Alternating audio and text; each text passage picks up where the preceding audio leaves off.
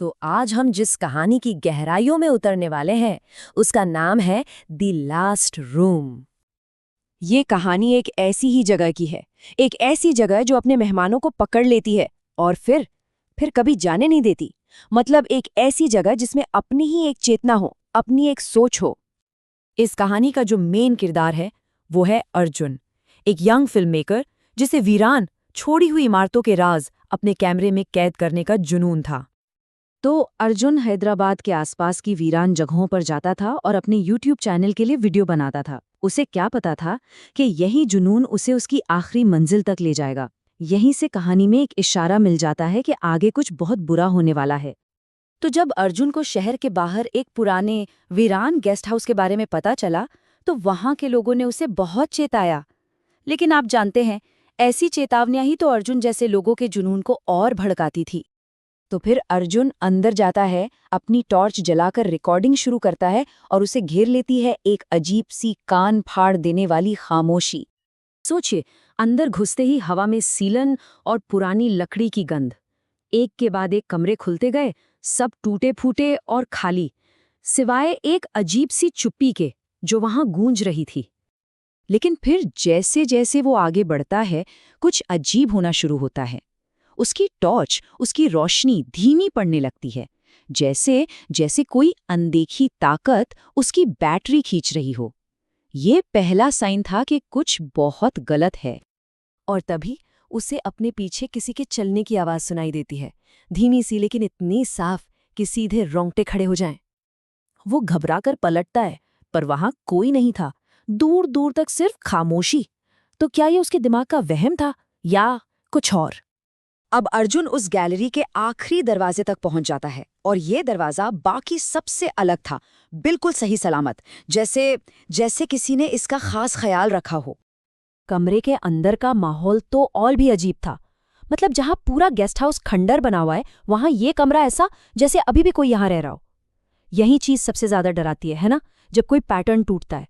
बिस्तर ऐसे लगा था जैसे कोई बस अभी उठ के गया हो, और हवा हवा में एक अजीब सी ठंडक थी।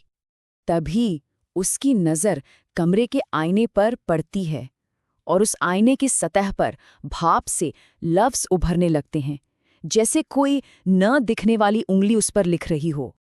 अर्जुन कुछ समझ पाता उससे पहले ही एक सर्द, धीमी आवाज बिल्कुल उसके कान के पास फुसफुसाती है। एक ऐसा हुक्म जिसे सुनकर किसी की भी रूह कांप जाए। और फिर कमरे में अचानक वो सब कुछ होने लगा जिसका उसे डर था। बिस्तर अपने आप चरमराया, जैसे कोई उस पर बैठा हो। दीवारों पर परछाइयां उभरने लगीं, ऐसी परछाइयां जिनकी आंखें खोखली थीं।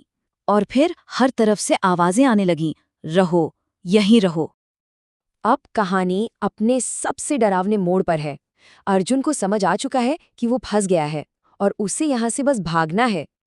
वो डर के मारे भागने की कोशिश करता है, पर दरवाजा इतनी जोर से बंद होता है ना कि उसके हाथ से टॉर्च गिरकर टूट जाती है। और बस चारों तरफ घना अंधेरा। कैमरे में जो आखिरी चीज रिकॉर्ड हुई वो था शीशे में अर्जुन का अक्स।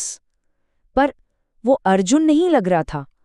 उस अक्स की आंखें बिल्कुल काली थीं, जैसे गहरे गड्ढे हों, और उसका मुंह एक ऐसी चीख में खुला था जिसमें कोई आवाज नहीं थी।